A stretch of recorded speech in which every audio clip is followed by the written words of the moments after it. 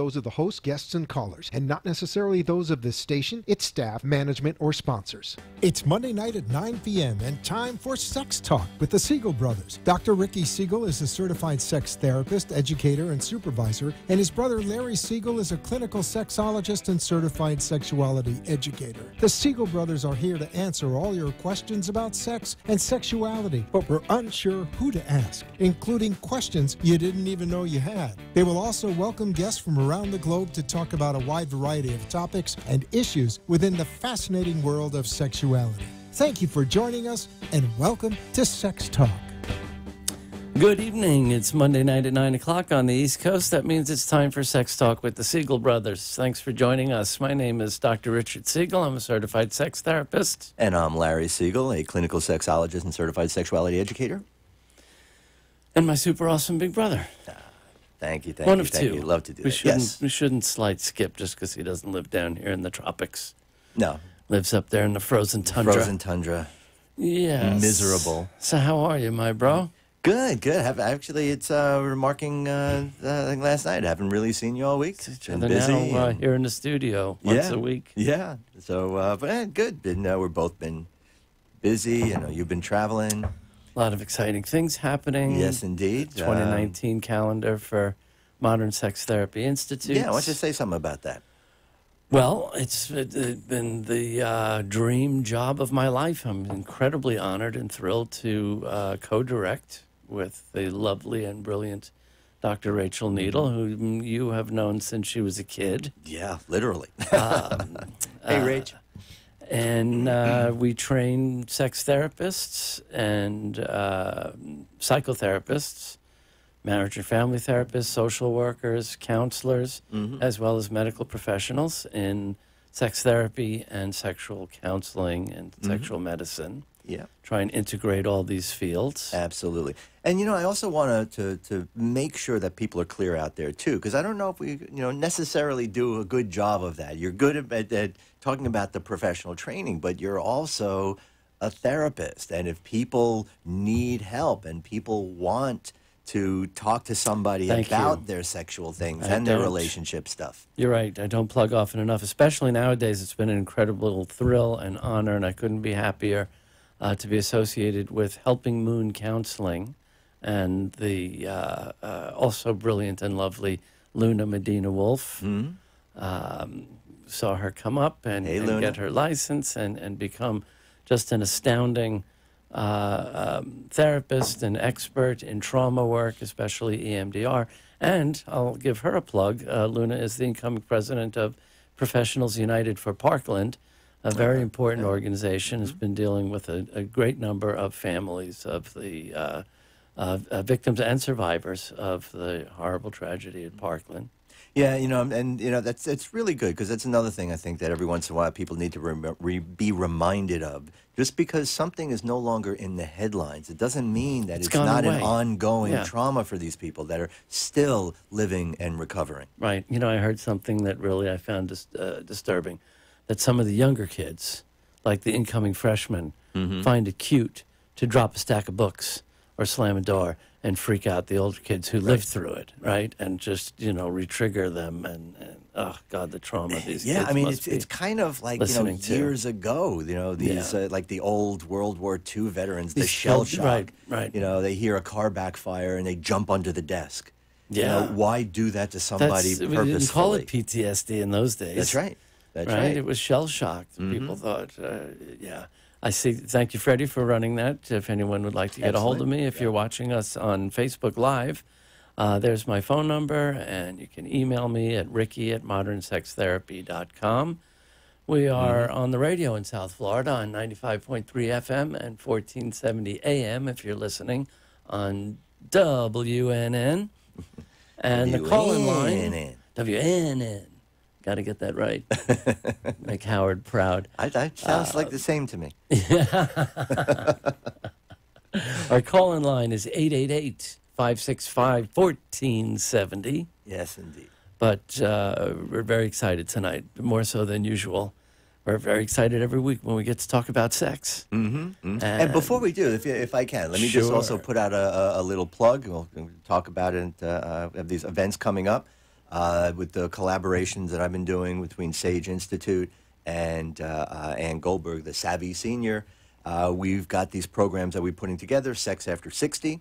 Some of them are smaller programs. We also have a series, a 4 to 6 session series that we're doing with that as well, so anybody that's interested in that. And also featuring some programs around sexuality and medical cannabis, particularly for boomers and seniors, and all the benefits that that can offer. And on the 29th of March, we have this event we're calling this 1+1 Social.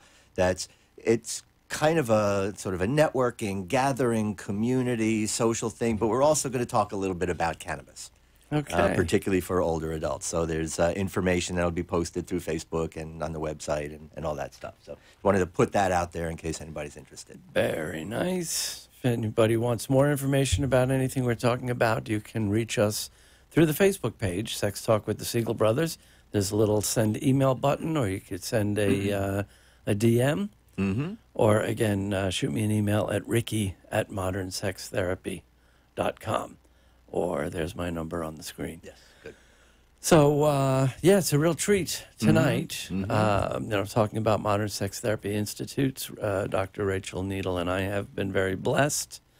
Not just that we have some pretty decent pedigree, if I may say so myself, with my having been trained by Dr. Susan Lee, may she rest in peace, who was trained with Helen Kaplan, and Rachel as well trained with Susan, but also did postdoctoral fellowships with Stan Althoff and the late, great Sandra Lieblum. But there's one of the pioneers from as soon as I just found myself in this field, accidentally inheriting your old jobs, was, I'm really thrilled to say, our guest tonight, Yes. Dr. Marty Klein. Yeah. I think it was, I took that Planned Parenthood sexuality educator job in '93, and one of the first books you shoved in my hand was his book from 1992 called Ask Me Anything. Yeah. Yeah. Right? And it wasn't until I was still a newbie, but a little bit more established in the field, and we had gotten involved in ASECT, and the first time I really got a chance to meet and hang out with this hero was when we co-hosted the ASEC conference in St. Louis in 2006. I have a photo of that memorable event. This is Larry and memories. Larry and me with Dr. Marty Klein, who will be joining us momentarily. And this is a double coup. I'm really double excited that he's able to join us and talk with us on the show tonight. And he's also joining us this weekend for those therapists and sexologists and clinicians in our audience. Marty's going to be doing a lecture for us at Modern Sex Therapy Institute this weekend on Sunday, the 24th, called When Porn is an Issue, Couples in Conflict, and People Who Watch Too Much. And, of course, it's something we've talked about on the show a great deal. Absolutely. Who gets to decide how much is too much? And as when David Lay was our guest last year, he raised that point that the average, quote, session, the average amount of time a guy sits down in front of the computer to look at porn is about 10 to 15 minutes, while the average amount of time Americans spend in front of the television is about 5 hours a night. Well, you just look at anything else people are doing online. Yeah, there's no groups for Facebook addicts. There's no groups for sports addicts, tweets anonymous, or viral video junkies. That will literally spend days on end just looking at memes and viral videos. Yeah, and of course video games. That's become a sport now, That's spectator right. sport. That's right. So with again all of this stuff, and we know all this stuff is out there. One of the things that we've always also really appreciated about Marty is that he doesn't pull punches. He tells things the way they are and should be. I posted this on Facebook earlier. That 15 years ago, I used to say, "That's the kind of sex therapist I want to be when I grow up." And I don't know if I grew up much, but Marty just keeps getting better and better. Absolutely. He's also one of those lecturers that no matter how many times you hear him speak, you're always learning something Absolutely. new, always blown away, Absolutely. always engaged. Whereas there's a lot of guys That's and right. ladies. That's right. It's in a can. Once you've heard it's the them same once, thing. That's right. Your lips That's right. are moving along with theirs. It's Right. the second time. And perhaps the best thing about him is that he's on the line right now. Dr. Klein, are you with us? I think so. Hey, how are you? There you are. Yes. Yeah. Awesome. How are you, Marty? It's been a very long time. Thank you. Listen, I feel like I'm dead, and I just heard my eulogy. Yeah, it felt That's a little okay. sycophantic, I but like we're it. huge It's okay. fans and have been for a really long time. Thank you. Thank you. Mm.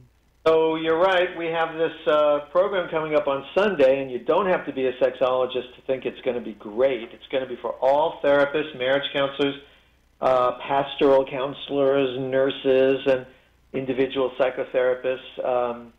I'm going to be talking for hours about the subject of pornography, more particularly, what do you do when you have a couple in front of you where they're arguing about it, or what do you do when you have a person in front of you who either thinks he or she is watching too much or actually is watching too much, because there is such a thing as watching too much. Yeah. Yeah. So, so this is going to be a very practical seminar that we're going to do, and I'm delighted that you and Rachel asked me to do this, and I'm looking forward to it. Thanks so much. Yeah. Very nice. Of course, in addition to a brilliant sex therapist, Marty's also a renowned author, and you know, sexuality educators know from the very important book, America's War on Sex. Mm-hmm. But more to our topic, you've also written a book called His Porn, Her Pain, Correct. which Correct. my show, supervisees porn and video, interns, you know, it's Yeah, always how modern on the is this? top shelf. there you go. There you go. On the top There shelf you of Excellent. required reading. All right. And if you can just maybe share the basic premise behind that. Well, the basic premise of the book is I've been seeing couples for a long, long, long time. And when couples come in and they're arguing about porn, it's never two lesbians. And when couples come in and they're arguing about porn, it's never two gay guys. And when couples come in and they're arguing about porn, it's never a guy saying to a woman, you know, you watch too much porn, or the kind of porn you watch is too creepy. When I have a couple in front of me and they're arguing about porn, it's always a woman who is hurt or angry about a guy looking at porn. Right. So I decided to write a book about that. I wrote a book called His Porn, Her Pain. And what I do in this book is I talk about some of the really common ideas that that therapists have that are not helpful. And I talk about ideas that the general public has about pornography that are not helpful. I talk about this idea that some people have, that a woman has a right to have a porn-free home, which I think is a terrible idea. You wouldn't get a therapist. You wouldn't get a therapist anywhere where if a couple came in and the husband said, you know, my wife knits too much and she's always getting knitting magazines. I will not have yarn in my house. Too much yarn in the house. You know, Right. the door, and you know the knitting needles, they fall out of the closet. So I demand, I have the right to have a knitting-free house. Right.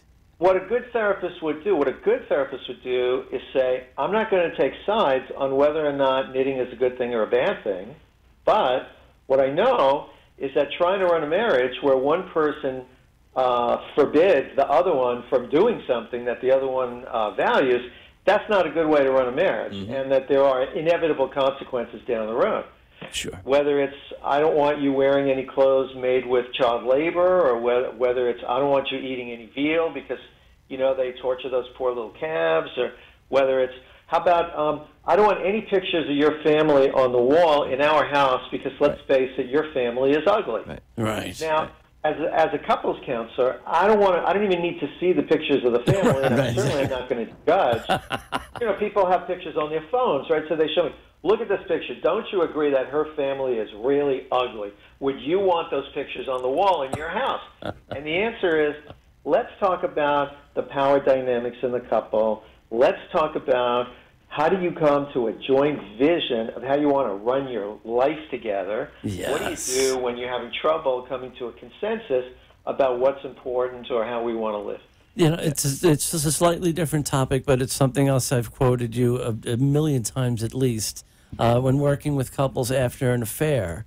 This question of who owns the relationship after an affair, and 99.999 times out of 100, it's always the betrayed, the cheated on, and that biases therapy before it even begins. And that's the default.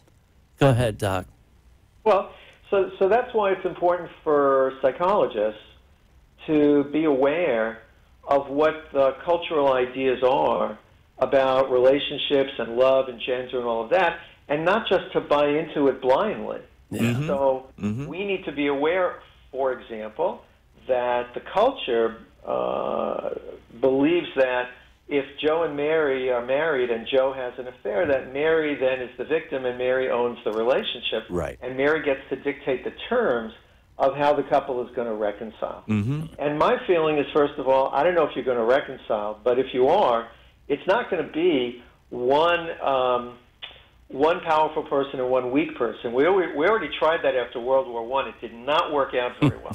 So we know that in the world of business or in the world of politics, when you have one person saying, I have enough power that I can dictate terms to you, we're going to do this my way, we know that sooner or later that arrangement is going to collapse. Yeah. And it doesn't work in relationships either. When you have one person saying, if we don't have another kid, I'm going to leave the marriage, that doesn't work out real well. And the fact that, aren't you glad I did that because now you love that third kid that we have, that still doesn't mean that it was the right thing to do, and it still doesn't mean that there aren't going to be negative consequences down the road.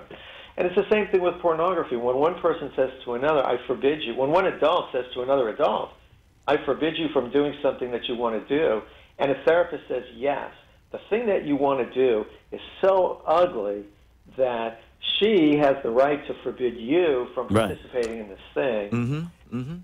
You can get the guy to stop looking at porn, maybe, but you're not going to have a respectful, adult, sophisticated relationship like that. Right. And unfortunately, too many guys say, okay, you forbid me from looking at porn, fine, I won't look at porn anymore. Right. You have to be sneaking around or...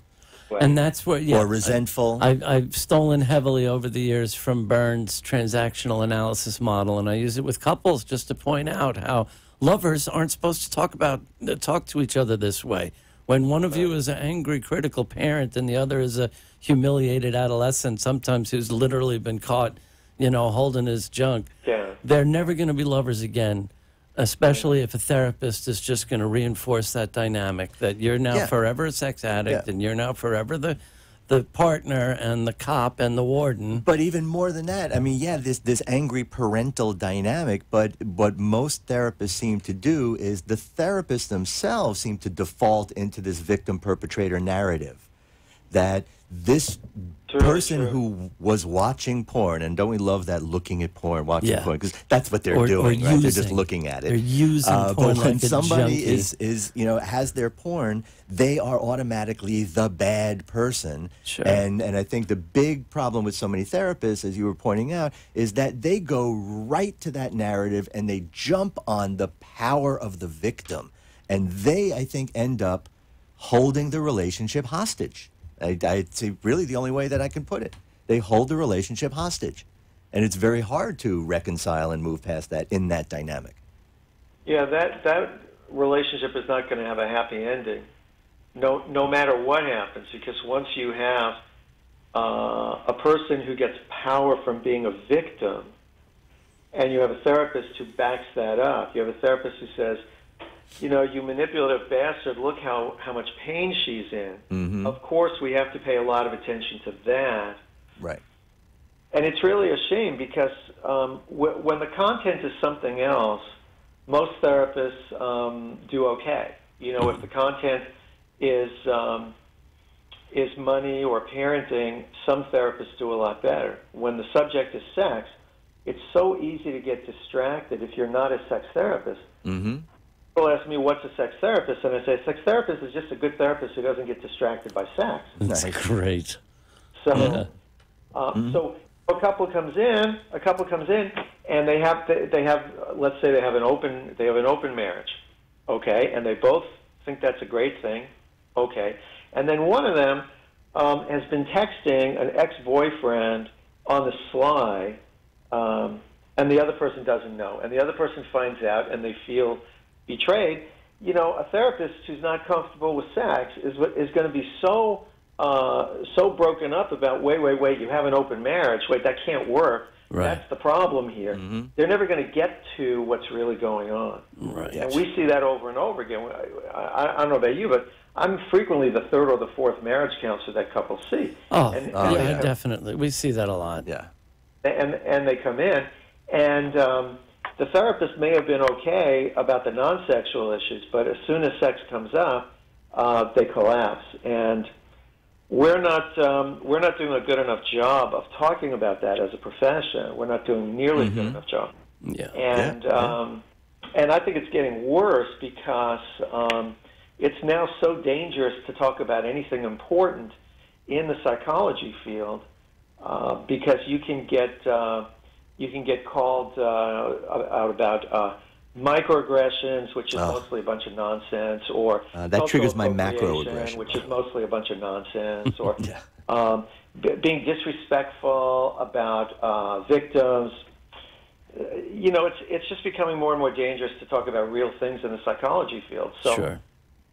People who are not sex therapists, I think, they're getting further and further away from being able to talk about sex like it really is. Right. Let me hear your thoughts on this. I've said this often. I really believe the main driver behind this hysterical torch and pitchfork mob mentality we have with this campaign against porn is really that we're still just too immature and uncomfortable with talking about masturbation. Like Larry said, we're looking at porn like without this. talking about masturbation. And, you know, in a lot of couples, a lot of people say, I don't want my partner masturbating if they can have sex with me. Right. And even young people are saying that. I go to college campuses, and I'm amazed to hear 20-year-olds say, if my boyfriend wants sex, he should come to me. He shouldn't masturbate. So, and of course, you can graduate from school and get licensed as a marriage counselor without ever using the word masturbation in your training, which is astounding. Or or having a class on sexuality.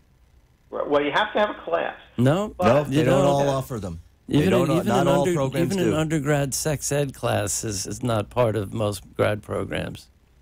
Well, in California, in order to be licensed as a marriage counselor, you have to take at least a 10-hour course in sexuality. Well, that's good to know.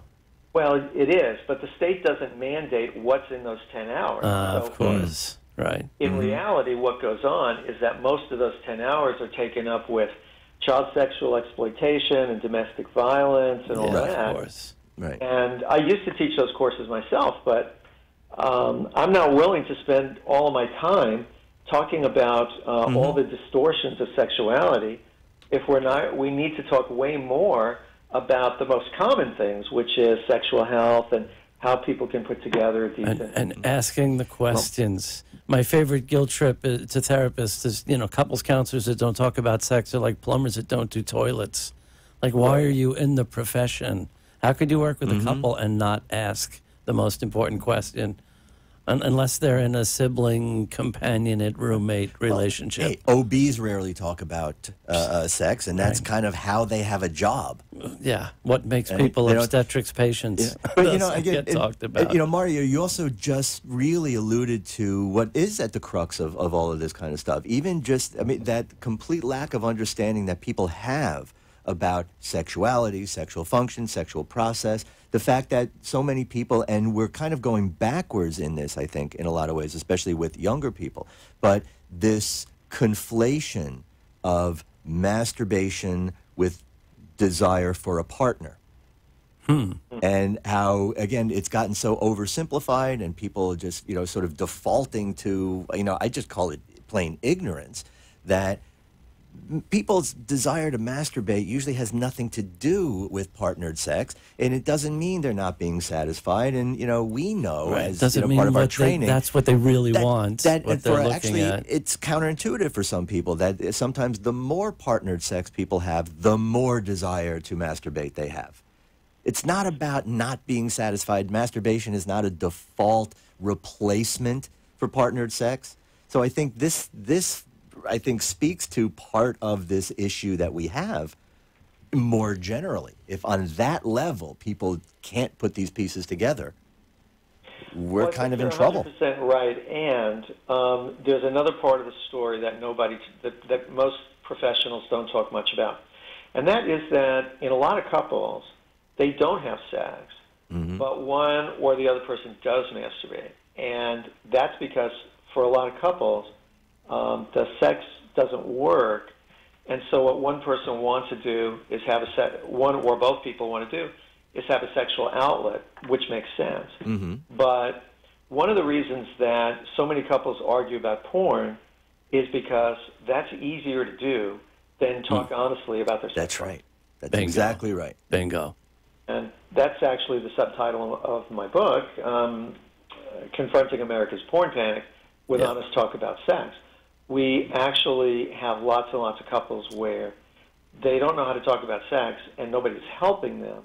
And then it's a lot easier to argue about almost anything else, whether it's pornography, whether it's money, whether it's about you're a sloppy housekeeper, whether it's you don't make enough money, whether it's you're a lousy dad or a lousy mom, whether it's you smell bad.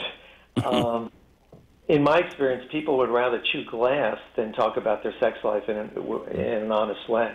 Well, and so while, of course, people who are satisfied sexually do masturbate, of course, and while masturbation for healthy people is not a substitute for partner sex, people like both, right. What's also true is that one of the main things that's going on with all the arguing about pornography is that there are people who need to be talking about sex with each other, and they're not, and nobody is supporting them in doing that. Yeah. Well, I think it's certainly worth repeating what you were also saying, that it's far easier to fight than it is to communicate, especially about things that they really need to talk about. Yeah. Sure. Well, warned you, the half hour flies by way too fast. We're really so grateful for your time, and we're really excited, looking forward to Sunday. Let me just plug it one more time for any clinicians and professionals and other interested parties. Sunday from 1 to 5 Eastern Time. Sunday the 24th, when porn is an issue, couples in conflict, and people who watch too much. You can find out information about registering and all the details by visiting modernsextherapyinstitutes.com. And thank you again, Dr. Marty Klein, Palo Alto, California. Yeah, so great to see you. Very easy to find. Just Google. And you can find us here next Monday at 9 and every Monday for Sex Talk with the Siegel Brothers. Yes, indeed. Thanks for watching. Have a great good night. week. Good night.